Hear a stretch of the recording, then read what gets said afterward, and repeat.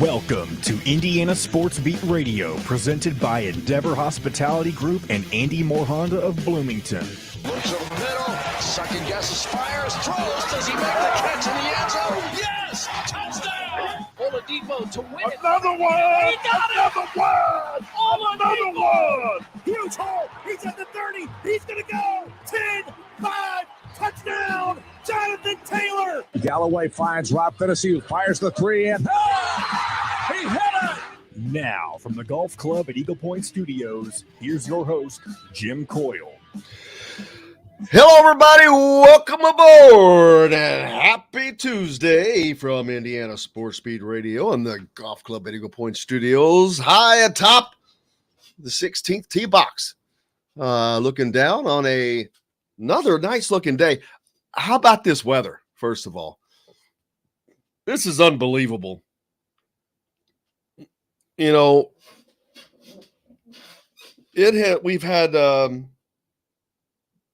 stretch of 1 week, maybe 10 days of hot weather, and it's been pretty sweet here of late, man. It's all about the humidity. Happy Taco Tuesday. There you go. You know what? I ought to start having a taco every Tuesday here. But yeah, I forget what I was saying. But yeah, the weather's been incredible. I mean, unbelievable, people. Not for our area with the humidity. I am just loving it. Lots to talk about today, and I'm sure you'll give us more to talk about. But the WAC, Western Athletic Conference. Holy moly. Can't wait to talk to Mike about this because I saw he had a tweet out. Mike DeCourcy from the Sporting News, of course. He will be joining us. Kevin Brockway is off on vacation this week. Unfortunately, next week's going to be his last week because he is headed to Gainesville, Florida, back to Gainesville, Florida, I should say, to cover the Florida Gators for the Gainesville Suns. So we're going to congratulate him as he heads back down south. But when Mike's here later, the WAC tourney, they're going to use, instead of just wins and losses, they're also going to add the use of analytics to seeding their tournament. You know, just lets them be different, I guess, but it's stupid. Hell, the Reds and the Yankees open up a series. The All-Star roster is named. Kyle Schwarber's on it. Texas Tech is building a $200 million football facility, people. Big Ten Media Days coming up. The PGA Tour antitrust, baby. The Department of Justice has opened an investigation on the PGA Tour in regards to not allowing players to play outside of their league. And I had mentioned that before, that I had said that I don't know how that's going to work. This is a right-to-work country.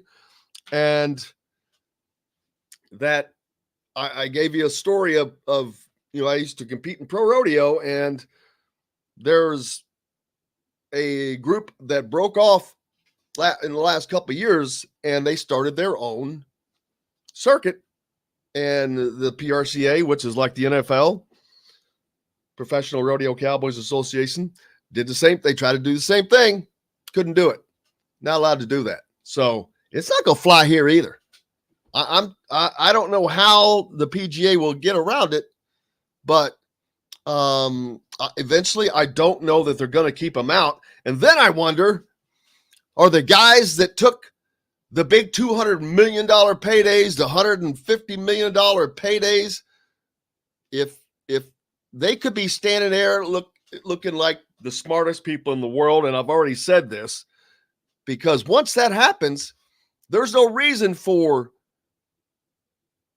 Live to pay these guys $125 million to come play. All they have to do is jack up the potential winnings to an exorbitant amount, which would cost them much, much less.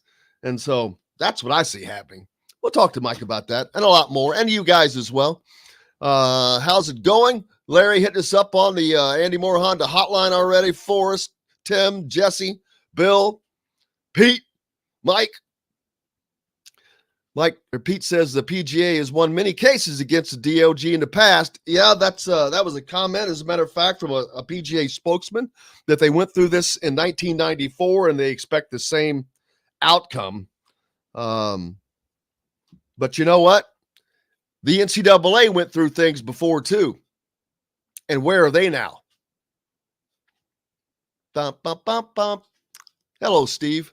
He's joined us as well. A lot of guys jumping up on here already. We appreciate you hitting us up early. Don't forget, we're brought to you by our good friends from Andy Moore Honda, the number one Honda dealer around, and the WOW Network.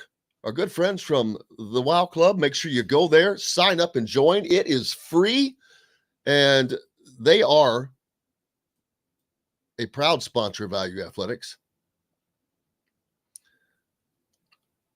Just go to your Apple App Store, Google Play Store, sign up, start earning WOW rewards today. WOW Club members earn exclusive discounts, dining dollars to spend, and more sent directly to your mobile phone.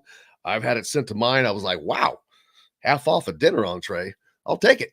Because that goes to so many places: Southern Stone, Courtroom Sports Grill, Feast Market and Cellar, Cabello Restaurant, BB's Market and Place. You've got Metalworks Brewing Company that is now on that, and more, and there's more. So make sure you go do that. They are also a proud sponsor of IU Athletics. Support those who support you or those that you like. If you like this content, you guys got to remember, the only reason we're able to do this is because of the WOW Club and people like that. So make sure you support those. Jesse said football is just weeks away, and he is not lying, baby. Steve's on as well. Hello, Steve. But we've still been talking so much about basketball because it's, and we will right up through the next weekend as the AAU events come to a close. I pulled up some stats yesterday off the Nike EYBL. And Arrington Page, after 13 games, is shooting 52%. Don't let him shoot from outside, though. He's 2 of 20. He's shooting 10%, well, 20%. Isn't that 10%? Anyway, free throws, 70% free throw shooter. So he just has no business outside on the perimeter, but he gets it done inside. 80 rebounds over those. So that's average 6 rebounds and 25 turnovers, but not bad. But Trent Sisley, IU target, 40% from 3, 50% overall shooting. And you have to remember, though, big difference between someone like Arrington Page and Trent Sisley. Sisley's shooting from outside most of the time, and 40% from the 3-point line, 10 of 25, and 50% overall on 90 shots. That's pretty good, guys. And he gets busy rebounding. He's got 23 offensive rebounds, 36 defensive rebounds, for almost 60 total. That's not bad for a guy who's a wing. He's a wing. Jalen Harrelson is next. He is a good shooter at 52%, but again, he's not your 3-point shooter. So remember that. He needs to improve his free throw shooting. He's only shooting 65% in this AAU series. So that's not something you want to see from a point guard. He is really bad behind the line, the arc, at 23%, 4 of 17. Liam McNeely, that's a guy that Indiana's not going to get. But he's only shooting 34% from 3, by the way, and 67% at the free throw line. You got Yaz Missy, who's 0 for 7 from the 3-point line. Look at some of these other names. Dylan Harper shooting 18% from 3. Brady Dunlap, 40%. TJ Power. Been hearing that name a lot, guys. You know what he's shooting from 3? Over 44%, but only 69% at the free throw line. That always blows my mind. That's mental. That's mental, people. But there's some, I tweeted all these numbers out yesterday. So just follow me on Twitter, please, at Jim Coyle, ISB. And as a matter of fact, if you're listening on the ref, WREF, 99.7, RAF in Evansville. Hey, how are you? How's it going down there on the river? Hope you guys are having a great day. If you're following along on YouTube, make sure you have subscribed and hit the like button. Pretty please. It really helps us. We greatly appreciate you. Pete asked, are we hiring our co-host? He's got a couple of spots to fill. He votes for Force from Fanboard. Loves his takes on things. That would be something. But I will tell you this. We will have a way to eventually soon, we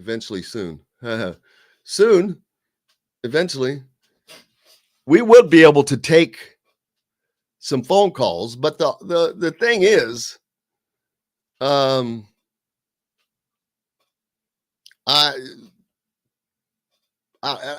live audience is not always the same as the rest of the audience, but we'll look at that.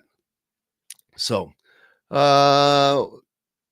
Tim's asking who does IU close out the 2023 class with? I have no idea. You're asking the wrong guy, people. Nobody knows until they get it done. It's going to be very interesting. Xavier Booker, high on that list, obviously. The guys I was just talking about, Trent Sisley, Jalen Harrison, those guys they're a couple years away, man, from being anywhere. How's everything else going with you guys? What is up? Oh, yeah. Man, thank you very much. I forgot. I just written that down to talk about. And nearly forgot, but thank you very much, Steve, for reminding me. Yesterday, also sent out about the Dizzy runs. We talked about that and that the IU players that were going to be playing in that. And what did you hear me say on the show? I said, I cannot believe they're going to allow them to play in this. And who was it that was going back and said, it's, injuries are going to happen, yada, yada, if that's going to happen. And I'm like, doesn't matter. I can't believe they could let them do it. And I was really, really surprised. And then, of course, it's not very long after you see the Alec Lasley put the message out that those players will no longer be participating in that pro-am. Basically, it got nixed, which I'm not surprised. I was just shocked that they was getting to do it to begin with. So, unfortunately, I think that it was because of me that this happened. I'm just kidding, but hey, it was happening right up until I said that. Well, that's what I said exactly, Forrest. That was my guess. I was shocked that they would allow them to do that. And I think it was Jim Reamer that said, who was on with us, he's like, well, and because I saw him put out something on the Hoosier.com boards that, well, he didn't agree because injury can happen anywhere. And yes, it can. And I agree with that. But that's irrelevant.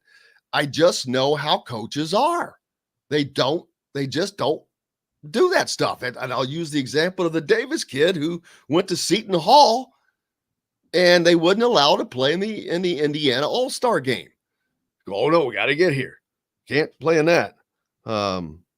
So we've got to take a break. Coming up next is Mike DeCourcy from the Sporting News. We'll talk about all this and much more as the WAC tournament, all that stuff, all-star rosters out, Texas Tech building a $200 million football facility. Tiger denounces the LIV. We've got the Open starting, the British Open. Yeah, the Open. The real golf tournament. Big Ten Media Days coming up. PGA Tour antitrust. And the Dizzy Run's not happening.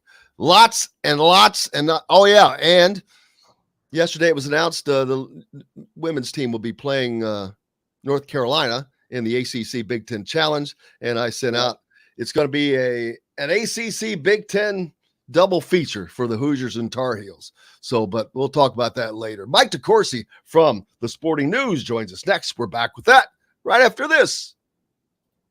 We'll be right back to the Golf Club at Eagle Point Studios for more Indiana Sports Beat Radio with Jim Coyle, presented by Endeavor Hospitality Group and Andy Moore Honda of Bloomington. Whether you're visiting Bloomington or a Cutter, you need the WAP. Good morning, Mike. Oh, he's Jim. How are you, sir? I'm good. How are you? Good. Plenty to talk about today, baby. Holy moly. You saw Kevin's news, I guess. What's that? You saw Kevin's news, I guess. What news is that? He's out of here to the Gainesville Sun. He's going back home? Yeah. What happened? When did that happen? He announced it Friday, I think. Oh, I did not see that. Well, and I was like, I saw the tweet, and I'm like, really? You couldn't let me know? I feel like a jilted boyfriend or something. You know, I'm like, wow, the breakup via text. I get it. Oh, he ghosted you. He did, man. He did. But no, he's heading back. Well, that's funny, too, because Dustin Schutte, which I don't know do you know Dustin? No, yeah, I think I've been on with him. Great. Great guy. Love Dustin. Does a lot with us. He's now with outsider.com. He left Down Home Southern Tradition or whatever it was, Saturday Tradition. Outsider brought him on, which is a part of On 3, I believe. But he's with outsider.com and now lives in Gainesville. And that's where Kevin is. So your whole staff is moving to Florida. I can promise you I'm not doing that. Yeah, nothing much in Gainesville. I mean, it's in Florida, I guess, but I was there for a game one time, hoop game, and I didn't see much more than the hotel and the area around the O Dome. I didn't really have time to explore much more than that. So I don't think I ever really saw campus much. So I don't know much about Gainesville. I haven't seen it either, but I haven't heard great things about it. I've been to Tallahassee. Yeah. And was there at the stadium one day walking around with a buddy, and then the team came out for practice. And there comes Jimbo Fisher and the whole deal. It was like a scene from Rudy when when they're leaving the practice field and he gets run over because they're all running out. I'm like, is this really happening? They're all running out to the practice field. I'm like going, we did not run to the practice field. We walked to the practice field at least. But yeah, it was funny. 30 seconds. All right. WAC tourney, all-star roster, Texas Tech, the Open, PGA Tour antitrust. Free. You can also find full episodes of Indiana Sports Beat Radio on the homepage or on the station every week, Monday through Friday. If we're not on a station where you live, we should be. Ask for Indiana Sports Beat Radio. This segment is brought to you by Feast Market and Cellar. Now back to the Golf Club at Eagle Point Studios for more Indiana Sports Beat Radio with Jim Coyle, presented by Endeavor Hospitality Group and Andy Moore Honda of Bloomington. Hey, welcome back. Indiana Sports Beat Radio coming to you on this Tuesday. I hope you're having a good one.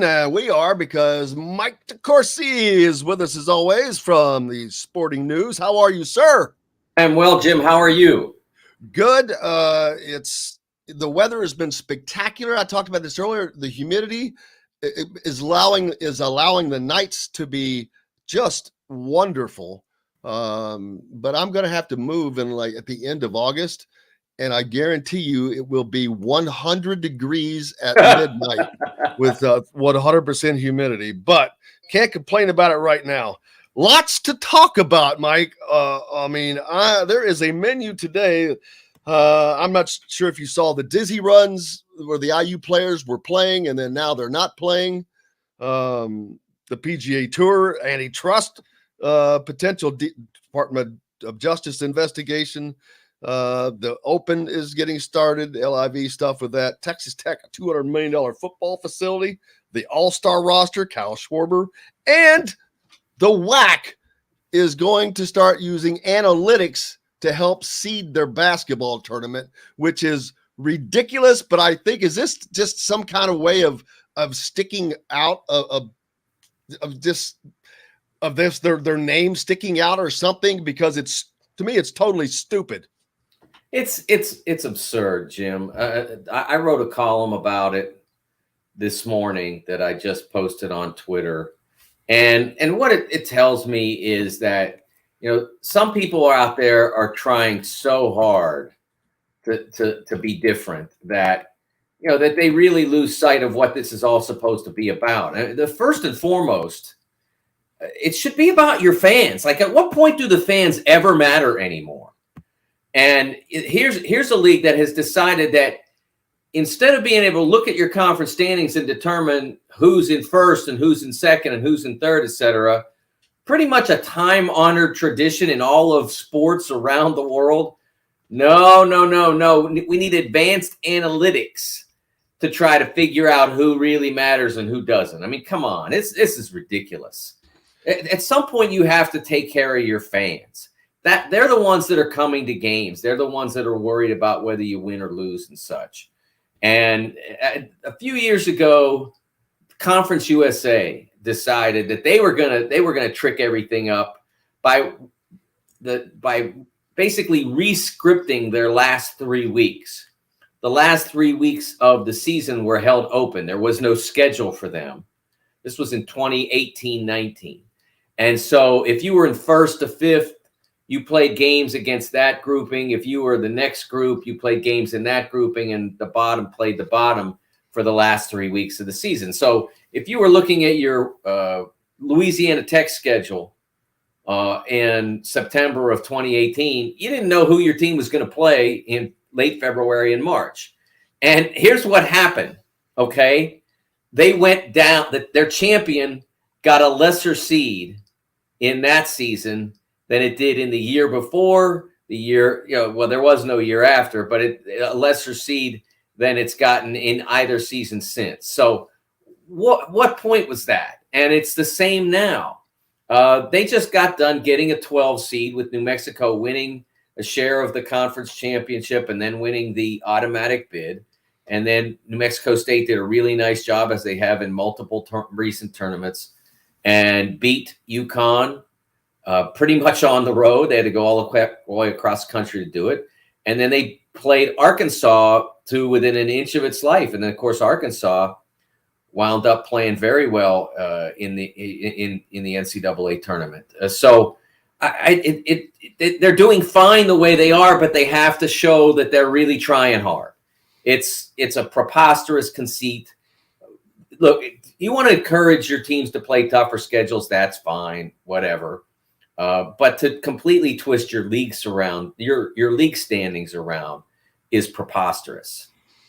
Absolutely. Hey, I wish I was out there at BB's this morning getting some breakfast because they have some of the best around.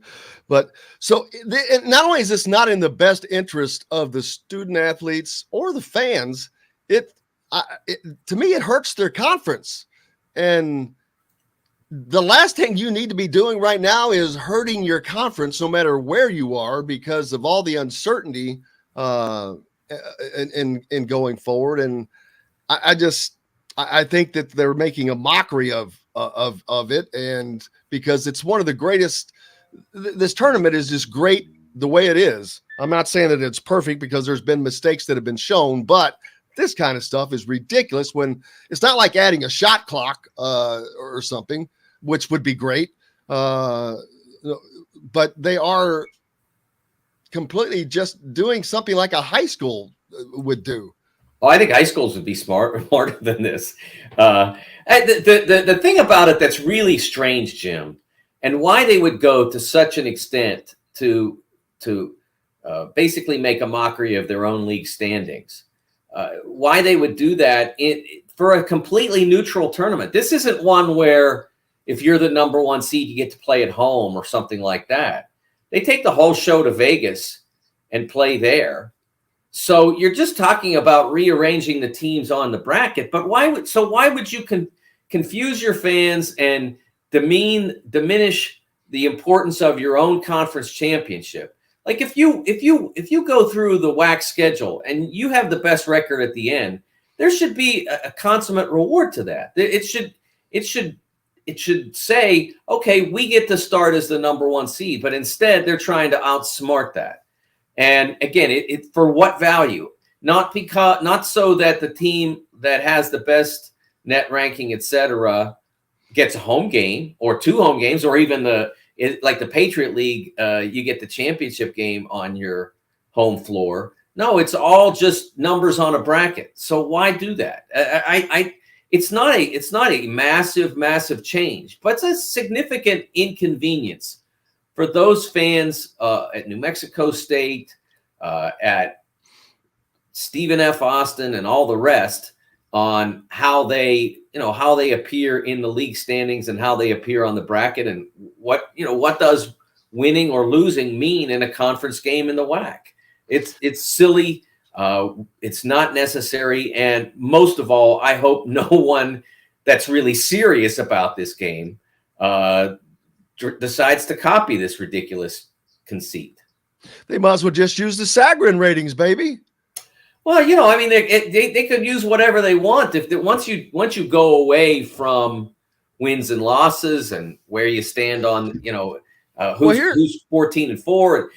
I used an example in my column where if you here the net rankings, one of the things about the net rankings is that the net rankings are a margin of victory metric. So there are points of diminishing returns in it, but if you beat all of your opponents except for three, let's say you go 15-3 in the WAC schedule, and you beat the crap out of all 15, but then you lose close to three of them, and then somebody else goes 18 and wins every game by like 3 points.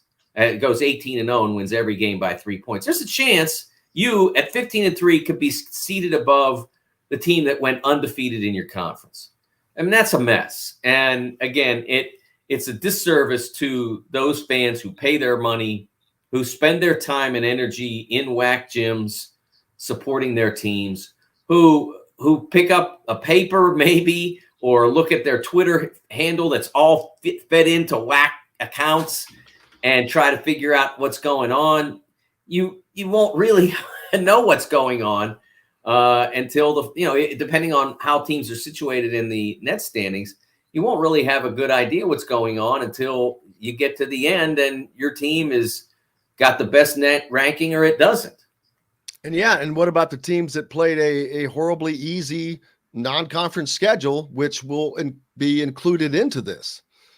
Yeah, one of the things that bothers me about this fixation, and I talked to a coach whose team had a very nice season this past year and then got left out of the tournament. One of the first several teams to be left out of the tournament. and his schedule had been easy. And he said, yeah, but it had to be easy. We were trying to build a winning culture. We were trying to get guys to understand they didn't have to be bottom feeders for their entire college careers. We wanted them to understand what it's like to win a game. How do you get there? And so, yeah, we played an easy schedule, but then we figured our league would be difficult, and we would, if we won enough games in that, then we might make the tournament. And it turned out that it didn't make the tournament. But he would not apologize for that schedule. And there's one thing that bothers me when we get to August or so and schedules start coming out, and some of my colleagues in the media start ripping teams for easy schedules and how embarrassing it is and all that. Look, every team is not created equally, and you have to schedule for what's best for your team. And sometimes that might be not a lot of challenges because you've got to build them into a successful group. Playing a tough schedule is not for everybody. Playing a tough schedule is for teams that are fully developed and fully confident and know that they're going to have a good year. It's just a question of how good and all that. And so I think this one-size-fits-all approach to any part of basketball is ridiculous. I'm never going to criticize a coach for playing an easy schedule. I will explain if you have a lesser seed, why you played this schedule and now you have a lesser seed, or if you don't make it, that's why you didn't make it, whatever. But I'm never going to criticize a coach for that because sometimes that's what they need. Yeah, I think teams are going to have enough trouble with their schedules to make the NCAA tournament. They shouldn't have to worry about scheduling to do well in their own conference. That's true. It's like, gee, that just dawned on me. I'm like, I know the NCAA uses this stuff, but I'm like, well, that's a whole different beast. I said, now you're having to schedule just to try to move up in your own damn conference.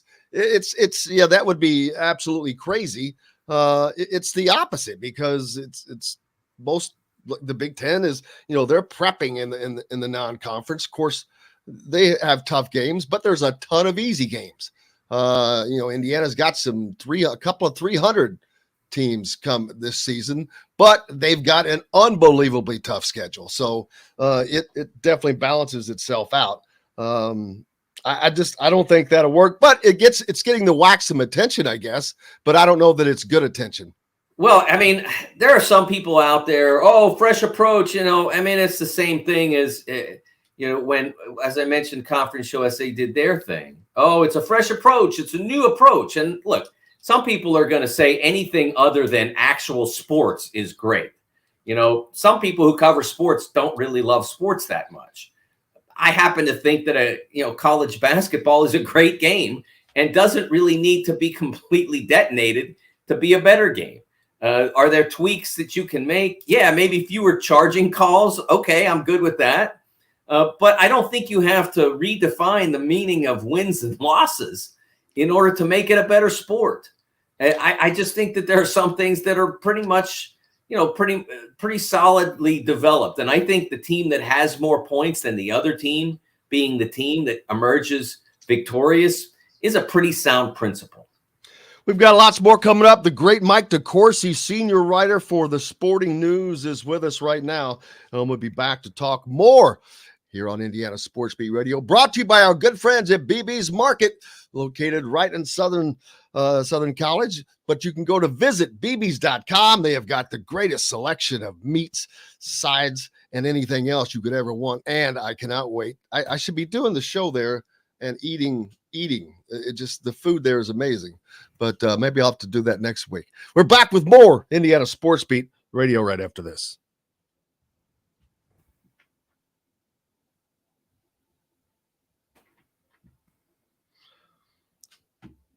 You're tricky with those commercials, Joe. I never know if we're getting them or not. You're still not hearing those commercials, Jim? No, I didn't. Interesting. Let me work on that. That's Kyle Schwarber makes his second All-Star game. Yeah, he's played well. And the Reds go to the Yankees. Can they win a game is my question.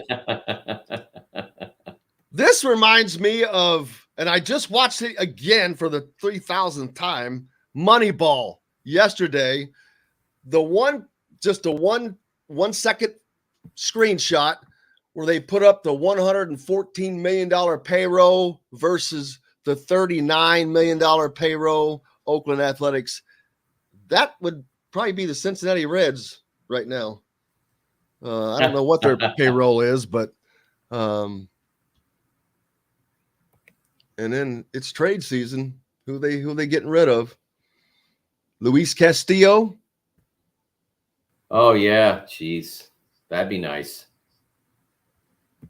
To get rid of him? I'm being facetious. Yes. Oh yeah, I guarantee.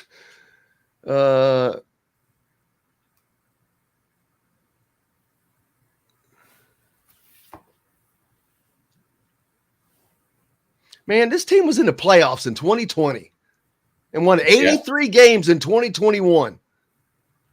Should have won more. Oh, that's funny. I'm reading something from the Athletic. I can't see who wrote it. Oh, Andy McCullough. But before the season began, Cincinnati turned its roster into a rummage sale. The team had made the expanded playoffs in 2020, won 83 games in 21.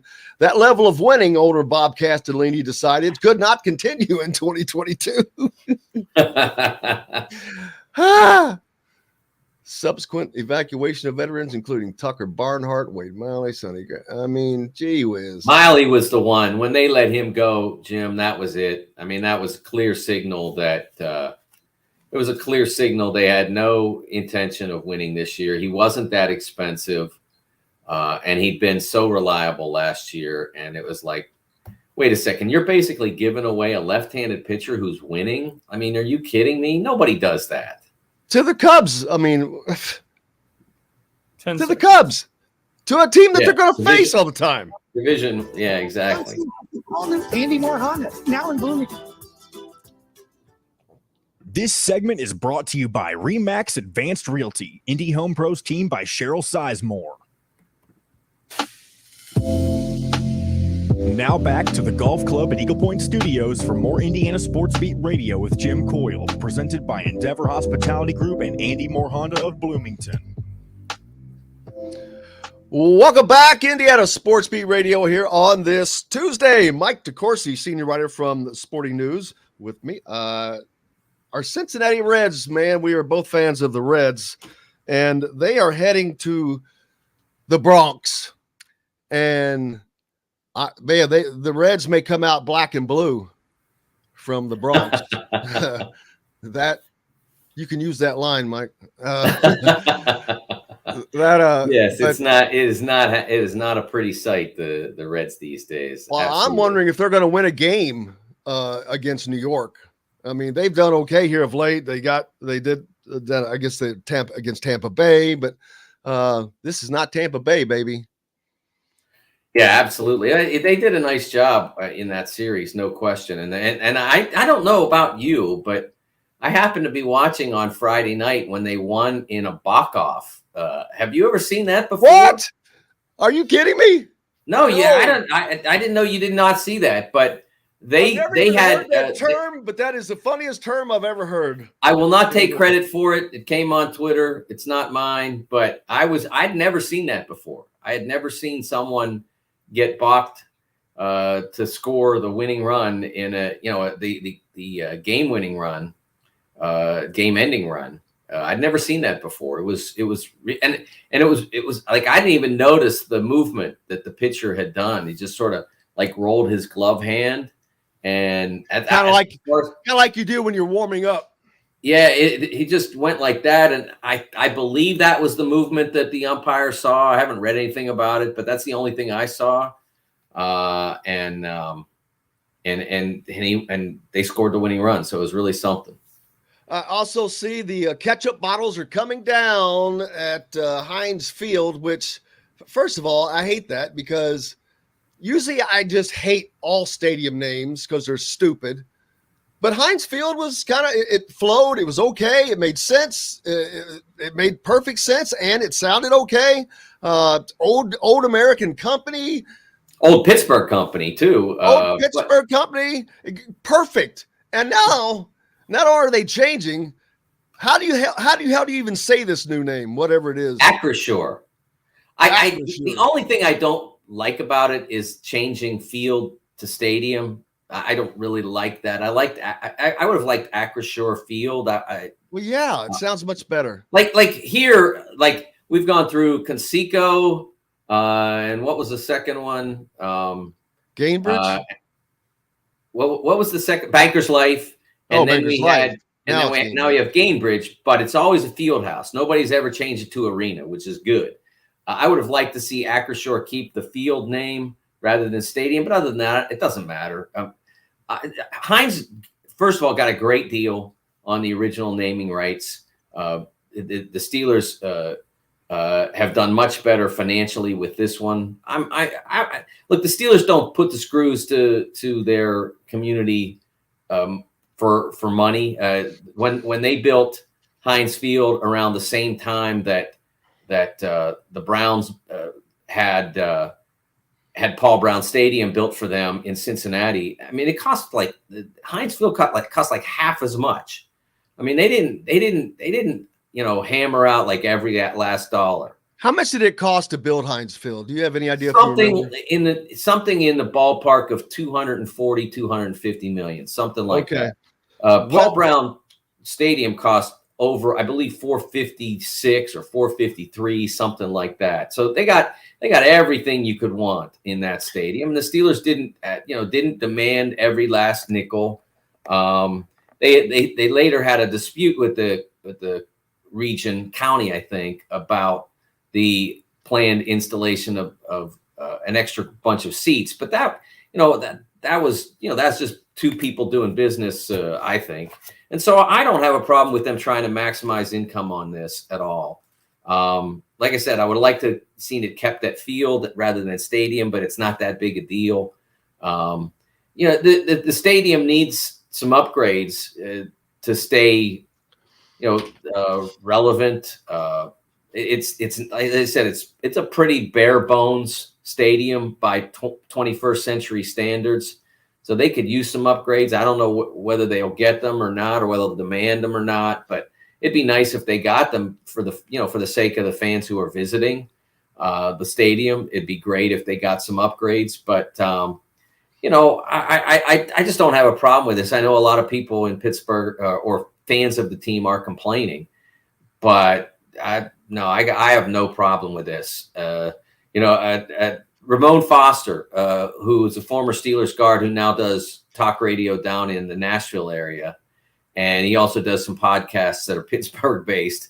And he made a joke that occurred to me too, because I'd never heard of Acrisure. I'd never heard. And he said, it sounds like a company that's going to have trouble, being around until the end of the contract and paid off, like just on first blush. But then he looked it up, and it's like a $29 billion company. They're gonna pay the bill. It's not, but I got a good laugh out of Ramon's cleverness on that. And then, oh my gosh, what else was I going to talk about? Gee whiz. Anyway, going back to the Red Yankees and the Reds, Luis Castillo, man, you think they dump him? Well, with the way things have gone, Jim, it seems to follow the course. I mean, I thought that when they dumped Wade Miley in the offseason, that to me was a signal that the Reds were not at all serious about competing this season, and that it may not come back for a while. And I'm not saying that Wade Miley was Lefty Grove or anything, but he was a successful winning pitcher that the cost was not that great, especially as major league payrolls go now. He wasn't a cheap player, but $13, $14, $15 million, that ballpark for a lefty who eats innings and has a good ERA and even threw a no-hitter last year. it didn't make sense to me. And I could see that this is where it was heading. Now, did I know that they were going to be like the literal worst team in Major League Baseball? No, but I knew they'd be in the ballpark. I losing Castillo at this point, I don't know. I don't know how far their horizon is. It seems like they're probably a good 3-4 years from competing again, if they're lucky. And so I don't know that they could keep Castillo in that environment. As he gets closer to free agency, I don't know that they could keep him long enough for him to be a factor the next time they're ready to be good, if they're ever ready to be good. They're never going to be good again. I've already resigned myself. It's just not going to happen. Well, if you look across the baseball standings for real, the American League East, the last place team, Baltimore, very mid-major market. The entire Atlantic or American League Central. I mean, Detroit is not, but Cleveland's Minnesota. I mean, small market or medium market? Medium market. Yeah. So, the Central's all medium to small markets. And then the West, you've got Houston, which is gigantic, Seattle, which is gigantic, Texas. They're in Arlington, so that's gigantic, Dallas, Fort Worth, the Angels, Oakland Athletics, small market. But the small market teams are in the bottom, except for Washington, D.C. What are they considered?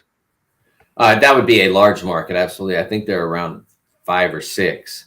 Yeah, so they're the one big market that's doing badly. But the more important thing is, are there any small markets that are doing well? And I think that San Diego is probably the only one that would be close to that status. Yeah, because they're fighting against the Dodgers and that big behemoth that they have going, 56-29, probably the second best record in baseball.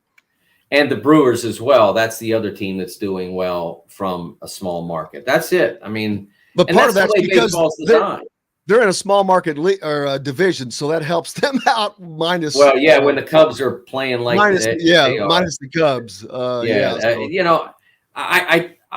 I think that's part of it, but they're playing well. But when Major League Baseball came out of the most recent work stoppage without a salary cap, and I read a piece on ESPN.com, a very lengthy piece about the commissioner Manfred and his concerns about baseball, and he wants to make sure that people love baseball. And the only time in the article that the word salary cap appears, it's as this pejorative, like, hey, we don't have one. We should, so that people should be happy. And it's like, that's the biggest problem in your league. It's not because their games are too, is games being too slow a problem? Yes. Is the 3 true outcomes approach to baseball a problem? So you see so many strikeouts? Absolutely. The ball's hardly ever in play. Of course, it's less exciting than it used to be. But the biggest problem, the number one problem, and the problem they haven't even begun to address, is that a third of the league begins the year with zero hope. Not just begins each year with zero hope, but begins, like I said, with the Reds. You not only don't have any hope for this year, you don't have any hope for 5 years. And it's the same in Pittsburgh, and it's the same in Baltimore. You don't have any hope because it's not a contest of who are the best baseball people that are able to accumulate the best baseball players. It's a contest of, I have more money than you, so you have less chance. Like people yell all the time they're yelling, I'm yelling to an extent at the Reds. People yell at Pittsburgh all the time for not spending any money. But the reality of the situation is this.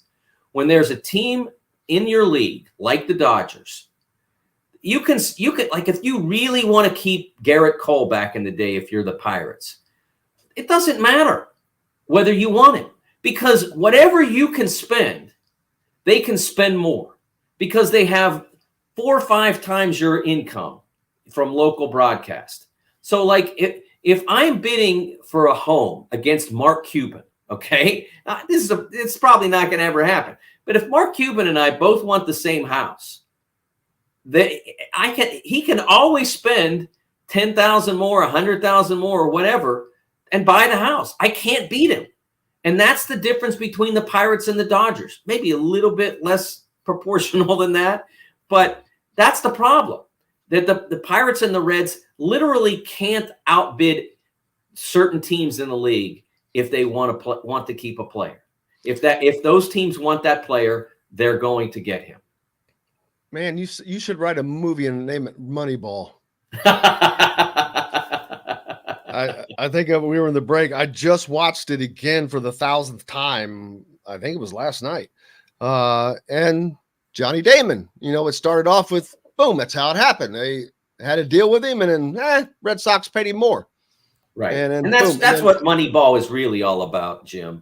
And it started gutting him. The buying of the players, boom. And now that's kind of coming to college basketball, at least. You go someplace and have a great couple of years that's not really in a big time place, but you're big time in it now. You're a Nigel Pack. Hello. You can be Johnny Damon, baby. Yes, and that's true. That is unquestionably true. The difference is that in college basketball, that was really always true to an extent, although it wasn't necessarily about money. But if you were in a particular place that you were succeeding and you were riding by a bus, and then you could transfer to another place that had a spot for you where you fly by private jet, that is a difference. Or you were on television like in your conference championship game, and maybe once in the year when you happen to play a bye game against somebody whose conference has a network or something, and then you can transfer to a bigger school, to a bigger time school, and you can be on television all the time. Those things have always been in place. There has always been advantage and disadvantage in college sports, and I think it's less an issue because there are 353 schools. You're never going to even things out among 353 schools. That just isn't realistic. And for a lot of those 353, probably about 240 of them, they're happy to be where they are. They're constantly complaining about it, but the reality is they're lucky and fortunate and happy that they have a chance to do what St. Peter's did this year. Exactly. And now, but what is going to prevent this from becoming a Moneyball situation for the bigger players? I'll give you an example. The Wheat kid who's going to end up going to Kentucky, and if they announce his NIL deal, I don't know if it's going to rival that of who's the guy that stayed behind? Oscar Shibwe. I don't know if it's going to rival his or not, but it just might. And that would, if that happened to be the case, that would give Kentucky a payroll of at least $4 million that we know of. But they're not paying it. See, that's the difference. And that I just said a payroll. I didn't say they're paying. That's like Ryan Day. They're going to need a $13 million payroll. That's the difference. And that's something that I've talked about a lot since realignment happened with UCLA and USC. Look, it's nice to get more money, and they will, and the Big Ten was already going to get more money. And there's this panic, mostly among the media members, but also somewhat internal in some of the other conferences about how they are now disadvantaged from a monetary standpoint. But there's only so much you can do with that money if your players aren't professional. You end up, you can pay your strength coach more. You can build another building. You can do what is it, Texas Tech that's building a tunnel from its practice facility to its stadium or something like that. You can do all that stuff, but to an extent, there's only so much you can do now, and it's only so much impact that extra money can have on the actual competition. For instance, the SEC's been making $25-30 million a year more in television revenue than ACC schools have. So that's been going on for quite a few years, and yet Vanderbilt isn't beating out Clemson in football. But if it becomes a professional thing and everybody's got to pay their own players, this is something that athlete activists are advocating for, that some government agencies, including the California legislature, have considered and discussed. And so in that scenario, in that world, Jim, that's when that money really makes a difference in who wins and loses. And I don't know whether we're getting to that or when we'll get to that or if we'll get to that. But that's the one that really ends up making the biggest difference in whether or not, the ACC is relevant or the Big 12 and Pac-12 are relevant.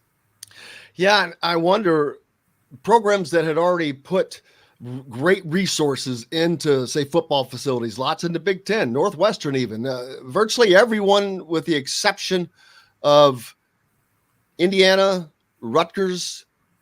I'd say those are the two bottom on football facilities overall, if you count everything. And now I wonder, it won't be when they start getting that $100 million payday from the Big 10 out after the next deal. But Indiana's football facilities are still behind. And I don't know that matters as much anymore, because the players are more concerned about, hey, what are they more concerned about? What can I get instead of what you can put into a building? Well, yeah, except that, again, there's a disconnect there. You can't, as the rules are now, you can't give them any of your 100. Oh, no, I know it. It can't come from. But yeah, I mean, does it make a difference to attracting recruits? How much difference did it ever make? I mean, it doesn't hurt, but having practice facilities functional, which some programs not that long ago didn't have. I mean, when I covered the Memphis Tigers in 1990, from 1993 to 97, then they practiced at an old beat down field house most of the time. When I covered Cincinnati, they practiced in what was the Shoemaker Center, which was built to be a practice facility as much as an arena. So they didn't have a separate practice facility. So it hasn't been that long since some people didn't have that, and yet still were highly competitive. It's only been in the last 10 years or 15 years that everybody had to have access to that. One, to compete for recruits, but also to be able to be functional, because you have more and more athletic teams that want access to that space. And if you don't have your own dedicated space, it becomes harder to get on the court. Question from, if I can get my answer retyped, but Dave G says, ask Mike for an instance, someone gives incoming freshmen a big NIL deal and they turn out to be a dud. Do you think donors will start hesitating on footing the bill for players? Kind of a good question, but you can't stop. It's like it's kind of like the draft. It's just like the draft. If you draft someone bad, but that is a good point. What if they've got this kid on a NIL deal and he just I don't know, doesn't want to be nice or whatever, whomever. I wonder what if they have contracts where they're forced to do certain things. I'm sure, and I shouldn't use the word forced, but required. There you go. Well, yeah, but I mean, the athlete has to fulfill his or her end of the contract, or it's not. You're not gonna. People are not going to stand by and make the payments if you're not fulfilling your end of the contract, because at that point, if they are, then they'd be in violation of whatever few rules we have in the NIL space. I mean, you can't just give them the money and then not have them perform the service, whatever the service might be. They have to perform the service. If it's signing autographs or if it's doing commercials or whatever, they have to perform the service, or there will be a violation of NCAA rules, because you're just at that point giving recruits money. So you can't do that. And that can't be, and that's why colleges still have to be monitoring those sorts of things.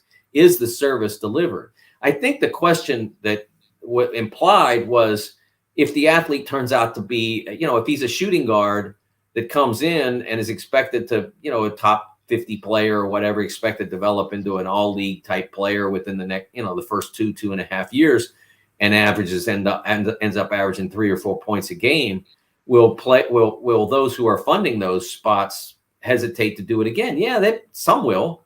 But that's, most of the people who are in position to do that, men and women who have been very successful in business, understand risk versus reward. They're going to have some misses in any facet of business. They're going to launch product lines that don't sell. They're going to open locations that don't hit and don't get traffic. So they're going to understand that for every athlete that they bring in, some won't necessarily pay out. But also remember, a lot of name, image, and likeness is about athletes who are already successful, like with Oscar Shibwe, allowing them to, or Trace would be a great example here, allowing them to realize the value that they came in with and have dramatically enhanced. I mean, Trace has been an All-America level player for 2 years now. There's value in that in the Indiana community, and it's up to Trace and it's up to the business community to recognize that value is monetized. And so I think that there's less risk in this space than the question might imply, but I understand what they're trying to say. Mike, great piece out right now that we just talked about earlier that just went out this morning. I've already retweeted that. Make sure that you look that up if you haven't already, about the WAC using analytics, and hopefully that's not going to go any further. What's next for you? What's coming up? I know there's a lot of soccer going on and things like that. Yep. Women are in the semifinals on Thursday night against Costa Rica, 7:00, I think on Paramount Plus. And if they win that one, they will. Right now, they have qualified for the World Cup. If they win that one, they'll play for a spot in the 2024 Olympics, and that's one you want to go to, Jim, because it's in Paris. You don't want to miss that one. And I have I won't say who, but I have an article coming out on Thursday about a significant coaching change that happened in the offseason, and I sat down over lunch not long ago with that particular coach. I'll leave that a mystery who it is, but it's a pretty big name. So looking forward to that. Where'd you go to lunch? First Watch. Never heard of it. So there we go. We're not giving up any secrets. Oh, it's probably First Watches all around the country, so I felt comfortable answering the question. Dude, I'm in Bloomington. You don't have breakfast in Bloomington? Is that what you're saying? Is it a nice place? It's okay. It's a nice little breakfast place. They're, like I said, I've been to them in several places, including all the way out in Lawrence, Kansas. So I know they got one there. So, Are you going to the Indiana-Kansas game by chance? Where is that game? That is in Lawrence, Kansas. I will not be, because I will have seen Kansas play in my backyard on the opening day of the season. So I don't think, and I've got Indiana in my backyard all the time. So I don't think I need to head out to Lawrence. But I will say before I go, if you're an IU fan and you can get a ticket and you've never been to Allen, it's the best building. Sorry, Assembly Hall. It's the best building in college basketball. It's an experience you will not forget. Well, I think that Assembly Hall it's still, to me, it's incredible how good it is. It is good. With as poorly as it's designed from a fan standpoint. I'm not kidding. I know what you're saying. It's amazing. It's better for fans than it was initially for television. You remember the days back when you were looking at guys at knee height, and then they moved it all the way up to the top, and then it became So they have struggled with that. I think they've resolved that really well now. Done a really nice job of fixing that problem at Assembly Hall as part of the most recent renovation a few years ago. I do think it has value. It's more value as a in-person spectator than it once did for television. And it is kind of a nice architectural statement about where we were in the late 60s, early 70s. It's different in that way than it would have been if it were built in 2000 or in 1940. So it's kind of cool that way. And it is, and I'll tell you what it is when the Hoosiers are good, when it's rocking, and the building is full, man, that place it's a nightmare for opponents. And it is, because the sound is set up. It's two theaters facing each other, and everything rains down onto the court. I remember interviewing who was the kid from Duke, Grayson Allen, when they were here last, and he was like, "Man, when you're 5 feet away from somebody and you still got to use hand signals," he goes, "That's loud." And Roy Williams raved about the crowd. So and I think it's going to get back there this year, which is great for IU fans. They just have to do it from the balcony, unfortunately. I think it'll be a special year, and certainly one to watch. Always fun. Mike DeCourcy, senior writer for the Sporting News. Make sure you give him a follow. If you haven't, follow his content. He's got a great piece out today as well. As always, Mike, thank you so much. Thanks, Jim. You bet. Mike DeCourcy joining us, as always, brought to you by our good friends from Barbara Pop Real Estate Services. If you're in the Floyd, Clark, Harrison, Louisville, Carolies, and Louisville area in southern Indiana, looking for a home, Barbara Pop Realty Services has been around for 3 decades and has covered southern Indiana like nobody else. If you want that home, you need Matt Lincoln. Reach out to him, Matt at barbarapop.com. If you're looking for a home in the Indianapolis area, then you need our good friend Cheryl Sizemore from Remax Realty. With over 2 decades of experience, her could be the difference between you getting the home you want or not. Reach out to Cheryl at IndyHomePros.com. We're back with more Indiana Sports Beat Radio right after this. We'll be right back to the Golf Club at Eagle Point Studios for more Indiana Sports Beat Radio with Jim Coyle, presented by Endeavor Hospitality Group and Andy Moore Honda of Bloomington. Whether you're visiting Bloomington or a Cutter.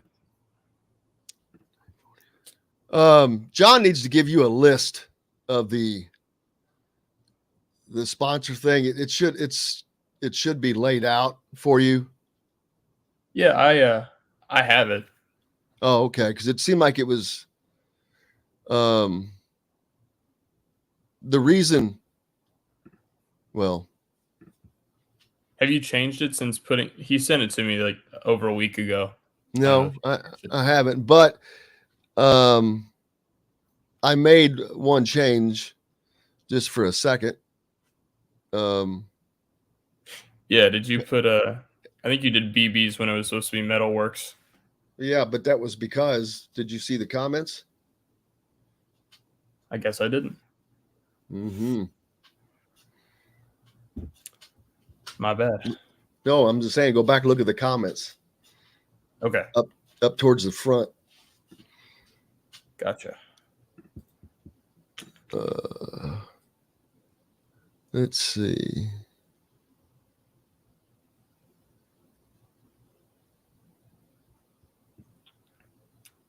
Do you just want to do a short segment here until 9:50?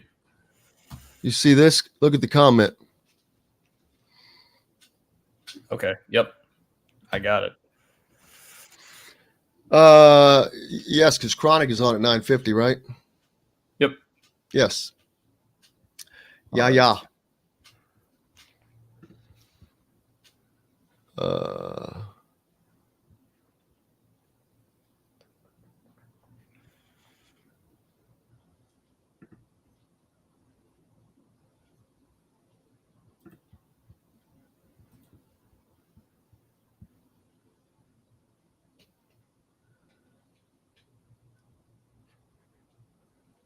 Got to be honest, Jim. I'm kind of surprised you've never been to First Watch. It is a pretty good place. I've never heard of it. I don't know. I thought there was one, but I guess there isn't. Well, if there is, I don't know about it. 30 seconds.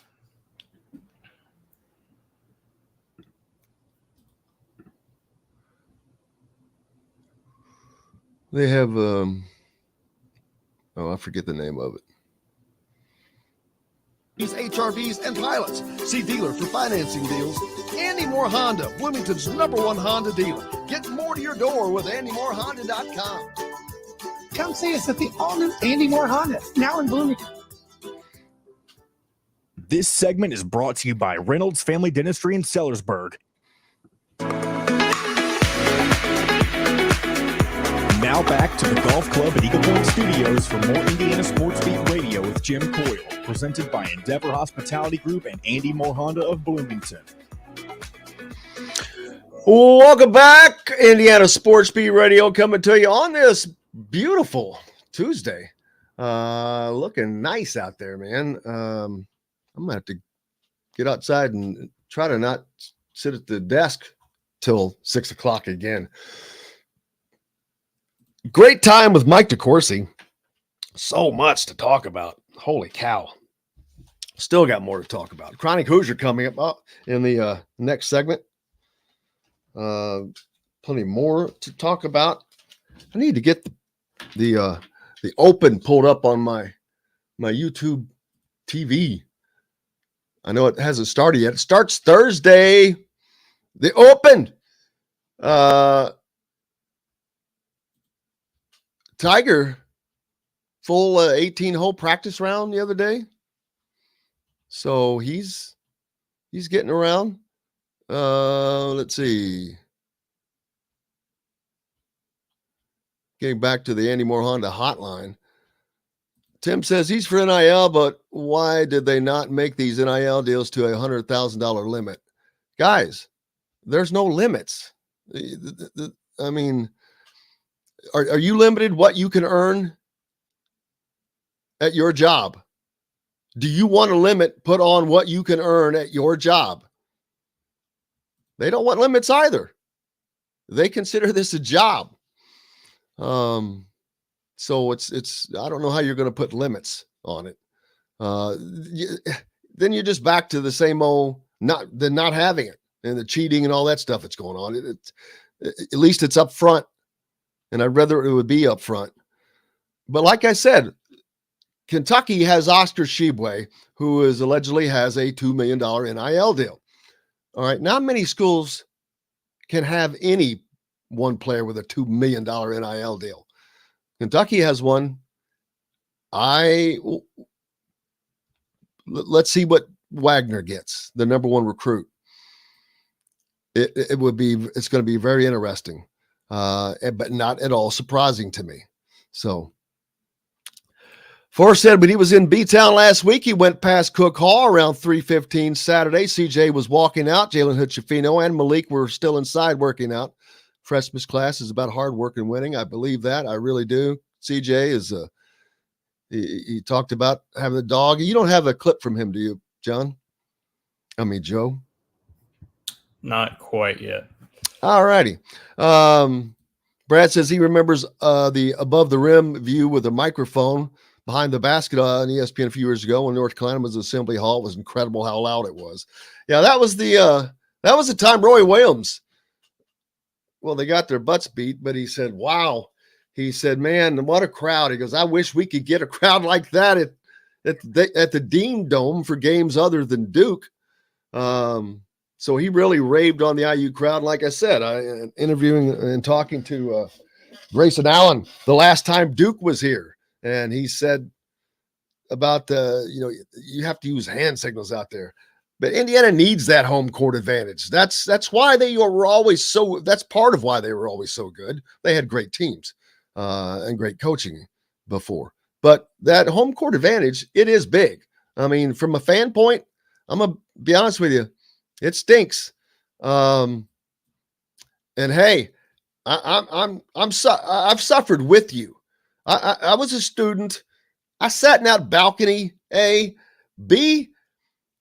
Do you know where the media seating has been for the last several years?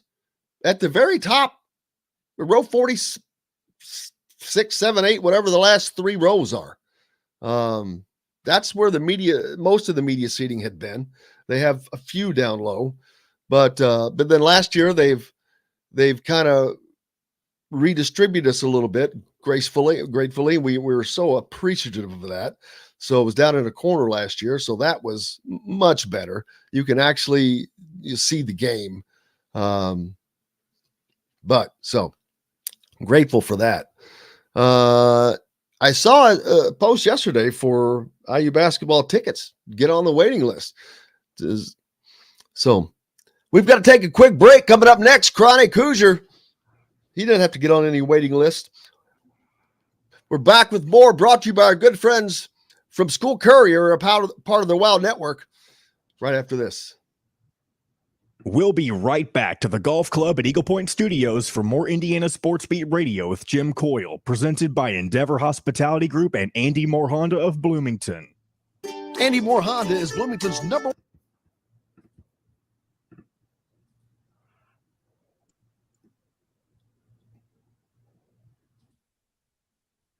Hey, Chronic, how are you, bro? What's going on? Oh, man, same old. Just trying to get the Open up on the TV here. What's new with you, man? Another day in paradise. Just watching these interest rates climb faster than I can keep track of them. Are they? Yeah. Stuff's jumping pretty quick right now. Man, I had a buddy that just traded in his freaking Beamer SUV for a new Mercedes. And I was like, oh, God dang it, Rico. I said, what did they give you for trade? He goes, $3,600. And I was just like, God dang it. I would have bought that, man, and made you a profit. Tell you what, I will say this, man. Every single friend I have that looks at some of those imports, just keep on looking, brother. They are. Well, that one's not the. I'd rather get a Lexus or a Honda. Yes. No, Lexus, if you're going luxury, Lexus absolutely run forever. It's Toyota. Acura not too far behind because it's a Honda. Yeah, Lexus, Honda, Acura. But those Beamers are just crazy expensive, and they break to fix, and they just break all the damn time. Yep. I had a Mercedes, and it was, damn it, I treated it like a freaking truck, and it lasted a long time. I should have taken better care of that thing. It'd still be going just great. But yeah, God dang it, it's driving me nuts. Every time I think I have one. Well, I had one. You're still in the market. Yeah, and I had one found, and I called this guy. It's down in Evansville. He just it just went up. And he's like, yeah. I'm like, well, I'd like to see it. Well, it'd have to be next weekend. I'm out of town. I'm like, what the hell did you put it up for? Right. No, and that's the secondary market has just gotten wild right now, just because, I mean, with retail prices being as high as they are, everybody sees it, and then they come into trade and they're like, oh my God, it's a fraction of what I thought I was getting, not recognizing they got to account for reconditioning. So, the other marketplaces, Facebook, Craigslist, what have you, are just absolutely Wild West right now with it. And there's still some good deals. It's just that you've got all these retailers there's so many of these guys there's so many of these guys, I think they're going to auctions that are just internet car salesmen. Yep. No, entirely. 30 seconds.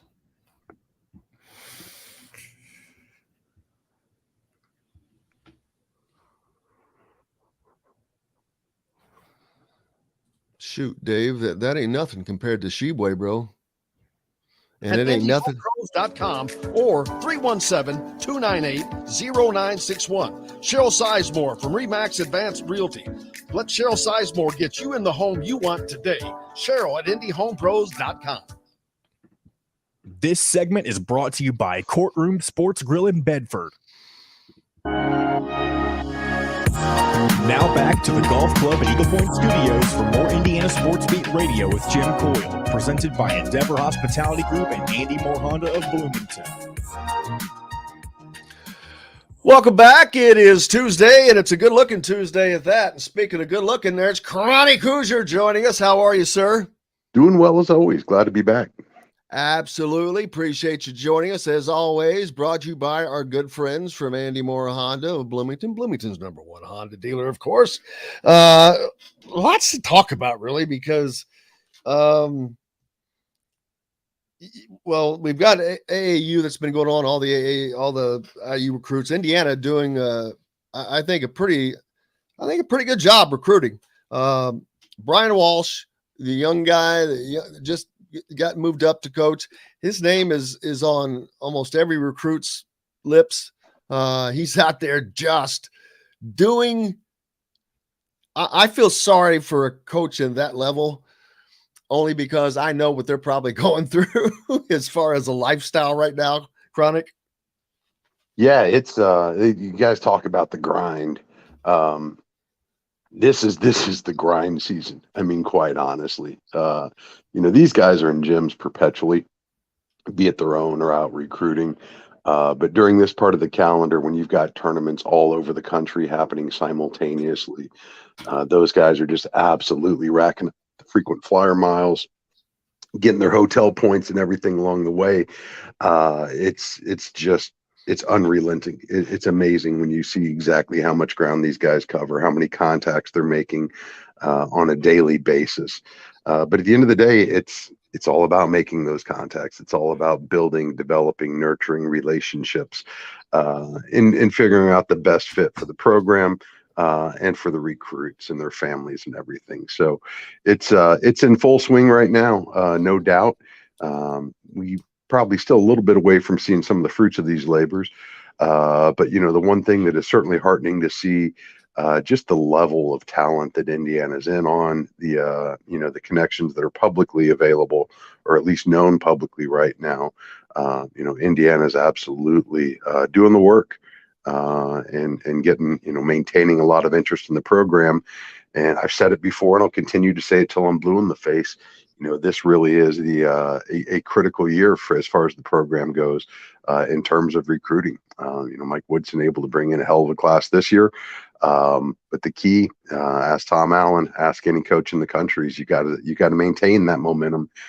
You got to build upon your past success and continue to climb a little bit higher up each year.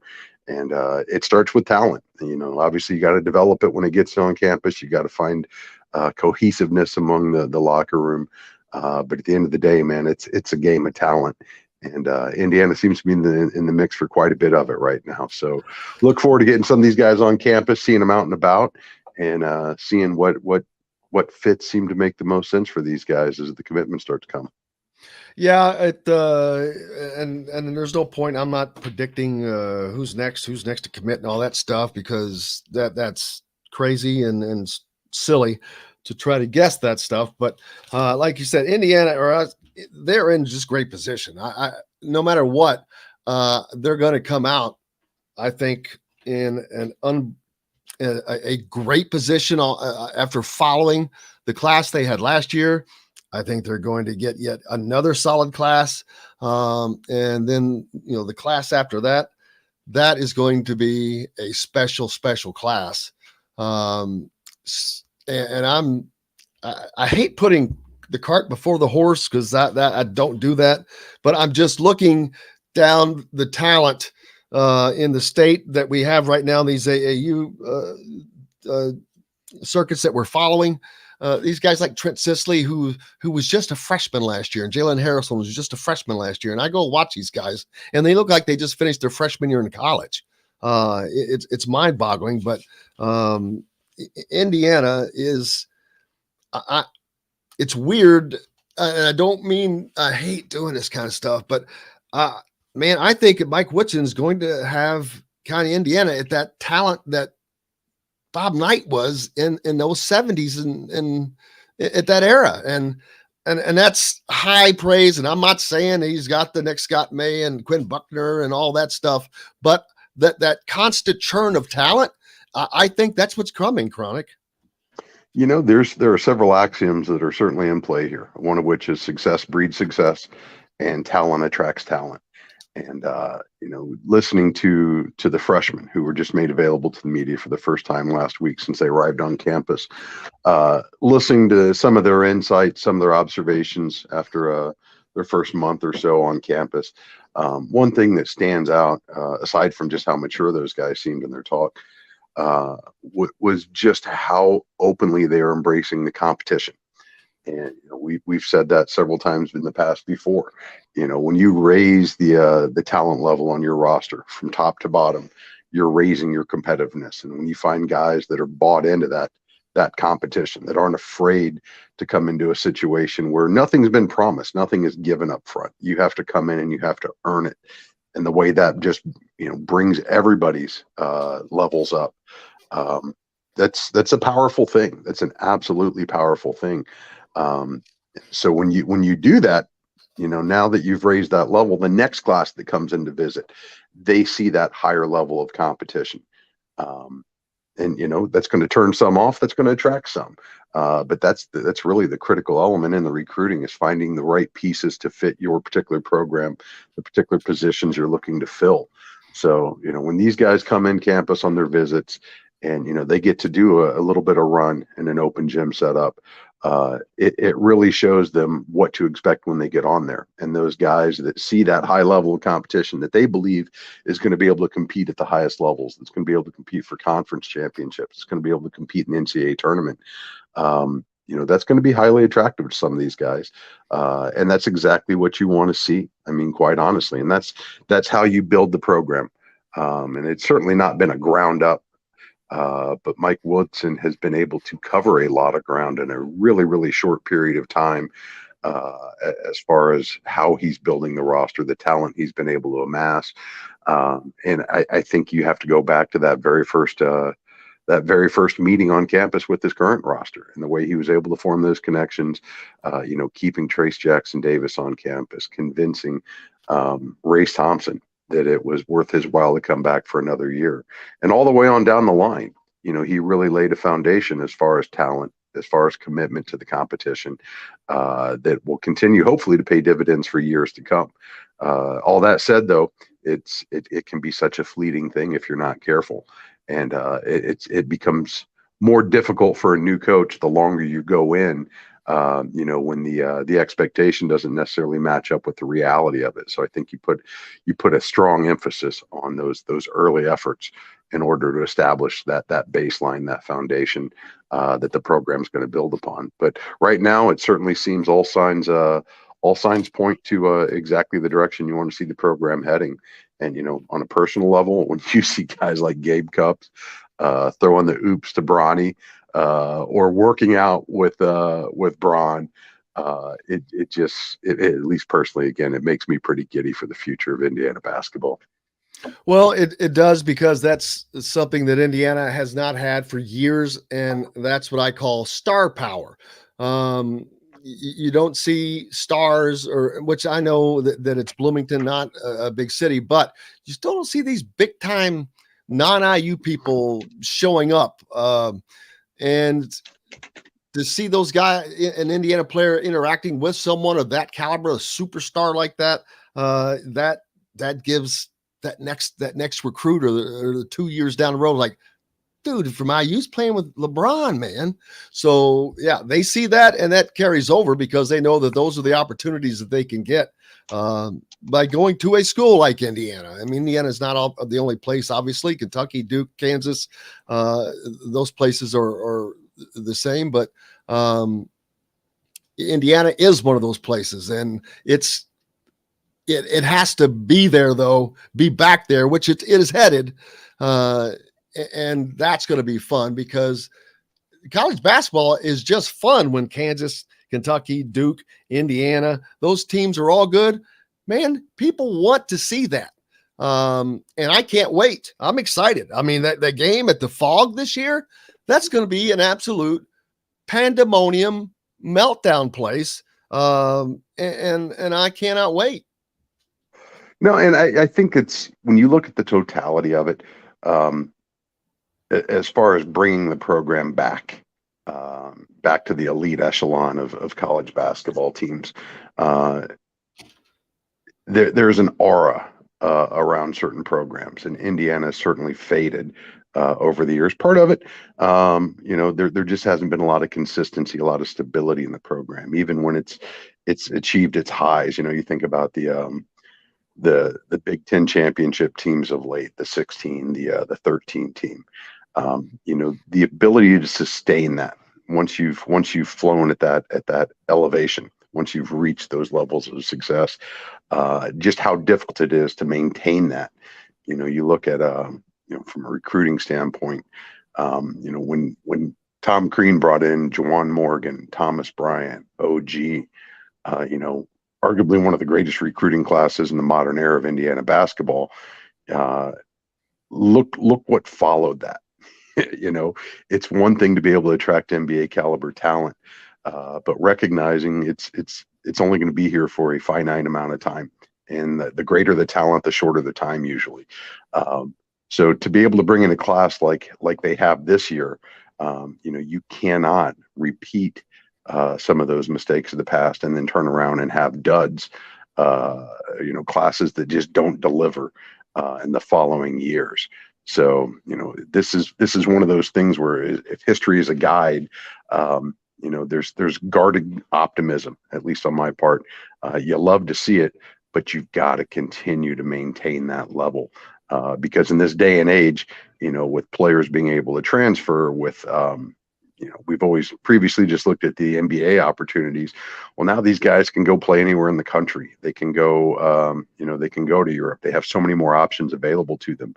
And with the influx of NIL dollars and the way that can sway opinions, it really, really opens up a whole nother layer of pitfalls in the path of building these programs. So,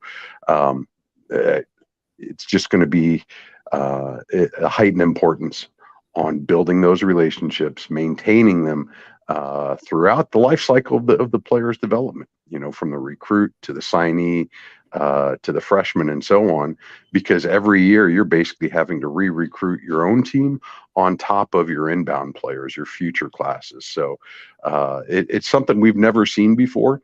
Nobody's ever seen it before, at least not at the college level, because these circumstances haven't existed. So I'm going to be fascinated to see how Mike Woodson manages that and continues to to build towards whatever the goal is that he set for himself, for the program, and for his players going forward. Yeah, absolutely. For football, not that far away either, man. It's around the corner. Big Ten Media Days. Just a couple of weeks from now, in July, I think it's like the 26th, 27th, something like that, up at Lucas Oil Stadium. Looking forward to that. We'll be up there doing the show live for this season as the football season gets kicked off. It's unknowns, man. All I could say is it's unknown this year for football. Yeah, I'll tell you what, though, you want to talk about creeping up on you. I've got a birthday coming up next week. And 5-0? No. Don't put that evil on me, Ricky Bobby. Don't you do it. Do not do that. No. My gray hairs may give me away a little bit here. But I didn't think, but when you said it's big, I was like, wow. We're not quite there yet. But no, my wife's asking me what I want to do. And I pull up the calendar and hell, my boy's got football camp starting next week. It's already here. Summer is already almost gone. And, I'm barely just breaking it in, it feels like. And now we're staring at the end of those free days right now. So it's one of the great curses of living in this town. As wonderful as B-Town summer is, man, it's so fleeting. It goes by so quickly. But no, it's here. We're on the cusp of it. I guess we're still almost, a little less than 2 months away from the first official game. But, with fall camp coming right around the corner, media day coming right around the corner, I wish I could tell you what to expect from this football team. I don't know. I'm kind of reserving a lot of my words and my judgment. As much as IU missed expectations last year, I think you see just how fragile success can be for a program situated like Indiana football. But I also think that the very same forces that enabled them to fly as high as they did 2 seasons ago, much, maybe not all, probably a diminished amount of that with the coaching turnovers, with the roster turnovers. But I do still think there's some magic left in Indiana football. And I think this is going to be a great opportunity for Tom Allen and his team to go into a season with the exact opposite from a pressure standpoint, from an expectation standpoint, that they dealt with last season. Because as we saw, the weight of those expectations can be crushing for a program that's as precariously positioned as Indiana is. Because as you talk about talent and just how critically important that is in building a program, it's just magnified in football because you have so many more positions, because the depth chart, the number of players it takes to round out that depth chart, becomes so exponentially greater. it just raises the degree of difficulty across the board. And then, when you look at the skill position, particularly quarterback, running back, and all the way on down the line, wide receiver, defensive backs, linebackers, Indiana's got a whole lot it's got to fix if it's going to have success this year. And I think it's been a rude awakening for a lot of Indiana fans.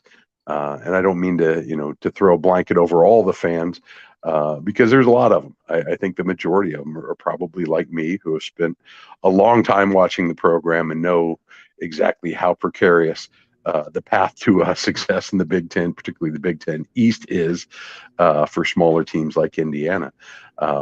There's a lot of folks that got on board here recently, or maybe that had been on board before, but started paying more attention as the years have gone on here, and the profile has raised a little bit. That's the nature of Indiana football. That's the difficulty of Indiana football. Those things are never going away. They're probably just going to exacerbate in the NIL era. When you talk about, $13 million a year to keep Ohio State functioning, where's Indiana going to come up with that? Well, with the new media rights contract that the Big Ten Network's negotiating right now, it's going to reveal a lot about a program's values, about their ambitions. And, I think Indiana is still well positioned to have success. But they're going to have to be shrewd about it. They're going to have to be shrewd about what choices they make, how they choose to invest it. I would probably recommend throwing a boatload of money in that pool for your assistant coaches, because there's just so many moving pieces to running a football program and to building one. You got to have the top guys on board, and if we're going to be a part of one of the what ultimately looks like the top two conferences in the land, you better be prepared to compete in those arms races. And, it's all well and good to find those diamonds in the rough, those up and coming guys. But as Indiana has seen over the years, just as soon as they exceed expectations, now they've got an offer sheet in front of them coming from a number of different programs. And you better be willing to compete if you hope to retain that, because otherwise you find yourself back in the cycle where you're constantly having to rehire. And it's not just the hiring, it's you're restarting relationships, both within the staff, within your roster, within your recruits, and that can put you to disadvantage. And Indiana has suffered that quite a bit here lately. So I'll be real interested to see how they navigate those waters as these additional money start flowing in, and as the conference continues to grow. But these are changing times, and the one thing we've seen is you better be willing to adapt, and you better be willing to do it quickly, or else you're going to get left in the dust. Yeah, I have failed on trying to get my NIL deal signed up, Chronic. Not happened yet. Yeah, that makes two of us. It's been funny to see. I think about Kentucky, and I don't follow a whole lot of Kentucky media, but just due to our proximity, a lot of it bleeds into my reading lists. And for a program that you were just talking about, they've got a $2 million NIL deal for one of their basketball players.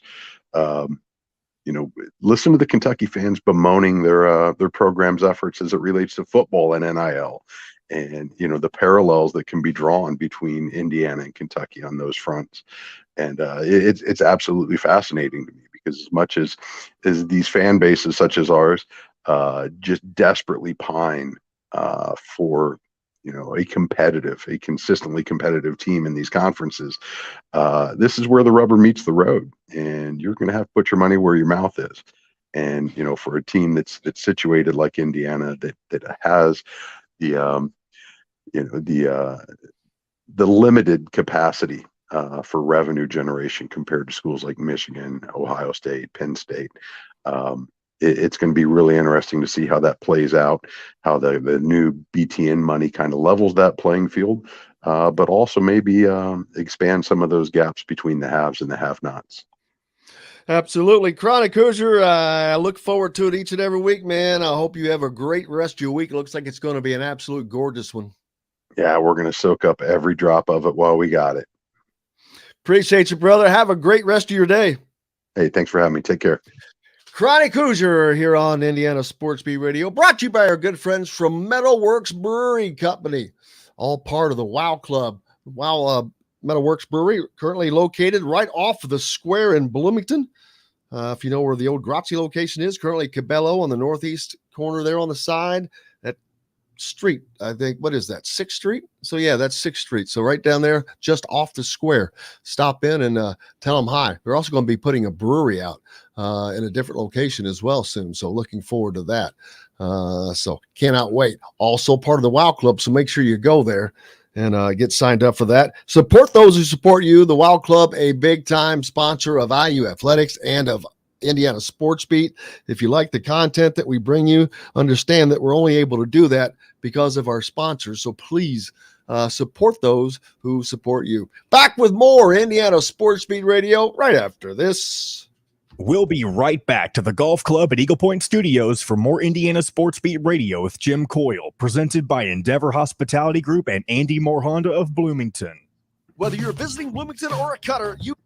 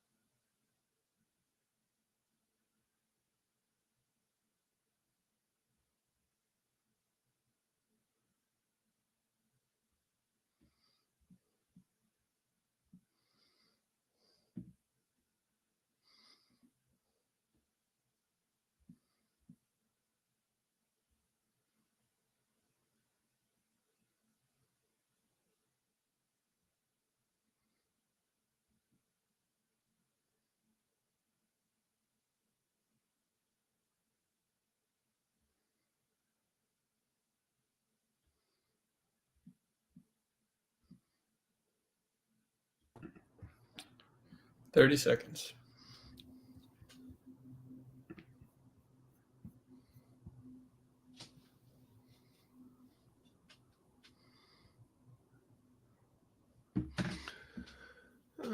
It's free. You can also find full episodes of Indiana Sports Beat Radio on the homepage or on the station every week, Monday through Friday. If we're not on a station where you live, we should be. Ask for Indiana Sports Beat Radio. Nope. This segment is brought to you by Bubba's 33 in Clarksville. Pizza, burgers, beer. Now back to the Golf Club at Eagle Point Studios for more Indiana Sports Beat Radio with Jim Coyle, presented by Endeavor Hospitality Group and Andy Moore Honda of Bloomington. Welcome back. It's Thursday and it's gorgeous out. I hope you're going to get to enjoy it today because it looks pretty good out there. And the forecast looks amazing, as a matter of fact. I haven't looked at it here recent, but Holy smokes. I mean, just sunshine and highs, no 86, 88, 86, 86, 88, 84, 84 next Sunday and Monday. Come on, baby. I'm hear you. That's July. Wow. So there, if this keeps up, there will be no complaining in August, even when it gets hot. Almost rather have the hot weather in July and then have the perfect August. I saw the 30 for 30 was recently on the last days of night. I recorded it again. I haven't watched it yet. Always interesting. The PGA Tour antitrust lawsuit, that's going to be interesting watching that go forward as the Open is happening. Don't forget. Trying to find that. What starts Thursday, as most golf tournaments do, except in the Live. The Live. How can you call it the Live? That doesn't make sense. Right now, let's see. Yesterday was Indiana Day on the Big Ten Network, I think. Had games on all day, apparently. I did not see that. I was working. But you've got the Open coming up. We've got basketball-wise. Oh, daggone it. That's not the one I was looking for. But anyway, you've got the Peach Jam that starts 5 days from now on the 17th. And then following that, you'll have the other ones happening. One's in California. I think that's Adidas, and Under Armour's in Chicago. It's Indiana Day today on the BTN. All right, perfect. I saw something earlier, and I thought that it was from yesterday, so that makes it even better. I'm glad I caught that. So there you go. When you hear me, you can realize that you can go to the Big Ten and catch a bunch of stuff. Currently, it's Indiana and Ohio State in the tournament. I don't recall Indiana. When's the last time Indiana beat Ohio State in the tournament? I don't remember that. I lost my page on which one that I had it pulled up on. So I can't even go back to the schedule. But I had that pulled up. Anyway, yeah, it's IU Day on Big Ten. So there you go. When's the Little League World Series get started? That's the next thing, man. See, now you screwed me up, Brad. I thought it was yesterday. Man, I can't trust you guys. I thought it was yesterday. I'm confused. You guys are really confusing me. Is it today or yesterday? I'm being told two different things. And I just saw an IU game on the Big Ten Network. Now lost. Where'd the Big Ten go?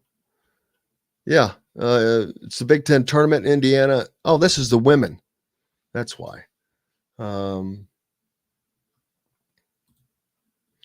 then next is the 2014 Big Ten championship game, Indiana versus Nebraska. And what? College baseball. Oh, wow. Ooh, there you go. That'll be fun. Speaking of baseball, like I said, when does the Little League World Series get started? That comes up soon, doesn't it? August 17th is when it starts. Oh, really? That late? Yeah. Gosh, darn it. I always hated whenever I was a kid in high school, and I just wanted to watch the Little League World Series during the summer, but I'd already be back in school at that point. I don't understand why that's kind of why I don't understand why they do it quite that late when you got these kids that have to go back to school. Right. Plus, I need to see the Little League World Series, man. It's time. we're kind of in a lull. Although, too bad you can't put these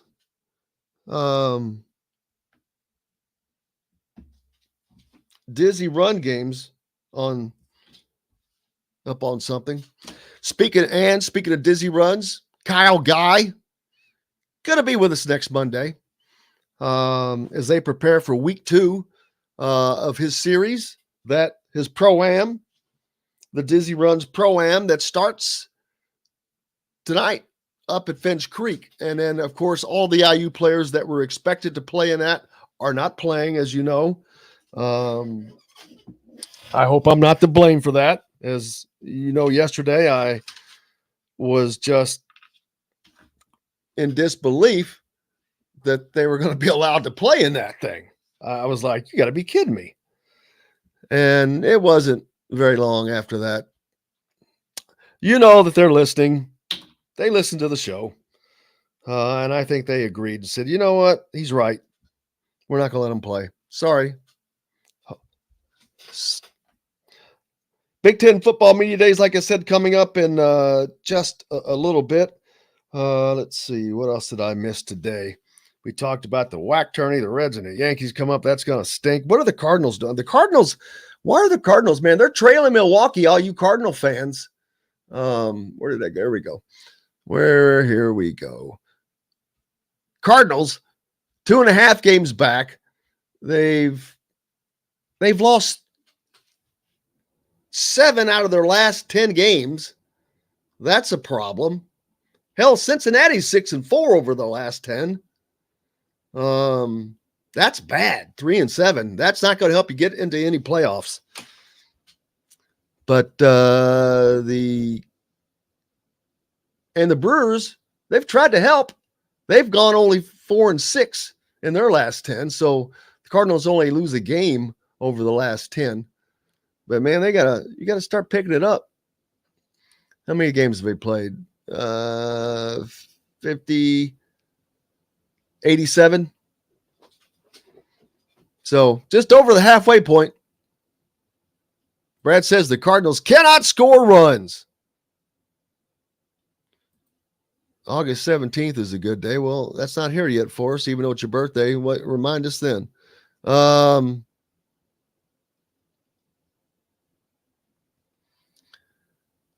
Yeah, there you go. Ross got it up there. Little League start till mid-August. Correct. But yeah, Dodgers, they're going to run. They're going to win their division. They're 8 games up on the Padres. You know, how is it not going to be the Dodgers? It's either going to be LA and New York Yankees or the New York Mets and the Yankees. It's either going to be a Subway Series or a Coastal Series. It's odd. You could not get any more opposite than the odds-on favorites, but that usually doesn't always happen. Who knows? The Brewers could, or whomever comes out of that division, could screw things up. I just don't see anyone beating the Yankees. They are a behemoth, and they're playing like a behemoth. And it's almost – no, it's not almost. It's even though they've had the ability to do this many times before and not able to, just the able to have that ability. Like Billy Bean said, there's the good teams, and then there's 100 feet, and then there's the regular teams, and then there's 50 feet of crud, and then there's us.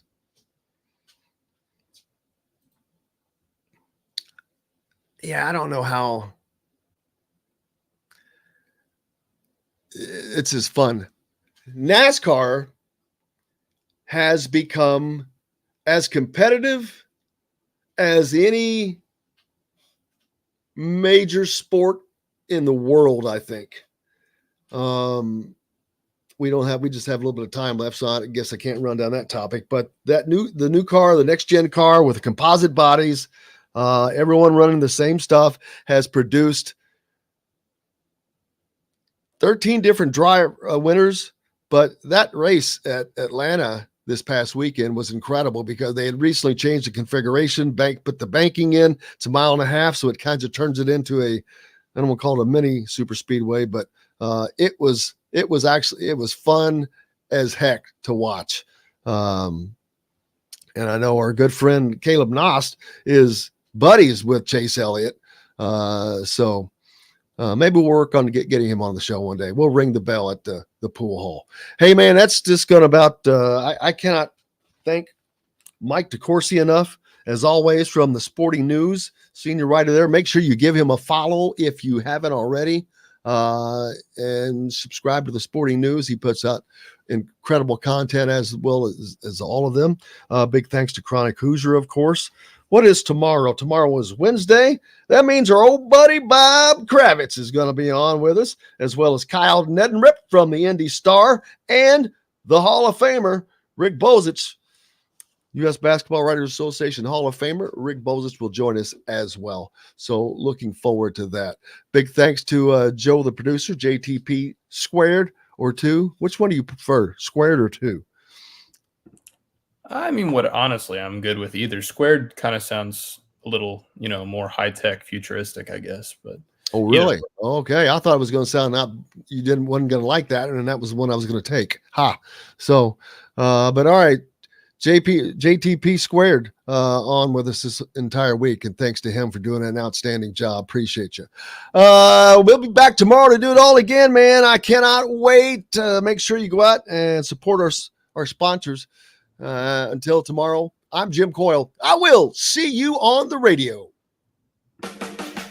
Thanks for listening to Indiana Sports Beat Radio. Be sure to subscribe to our YouTube page for more clips and team coverage of Indiana basketball, football, and more. You can also find full episodes and tons of other content on thehoosier.com. We'll see you next time for another edition of